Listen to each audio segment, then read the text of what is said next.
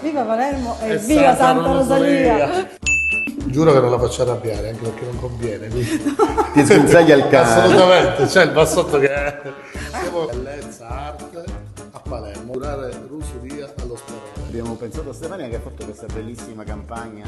Mentre questo murale veniva cancellato, c'è un altro che compete come primo murale al mondo. Finalmente parlo di bellezza, di cose belle, di progetti belli da fare, per cui intanto grazie per avermi scelta. Come ho già detto in TV, i murale si devono dare o quantomeno speranza a bei messaggi o celebrare persone che hanno avuto vite straordinarie. E chi più di Santa Rosalia, che amiamo tutti?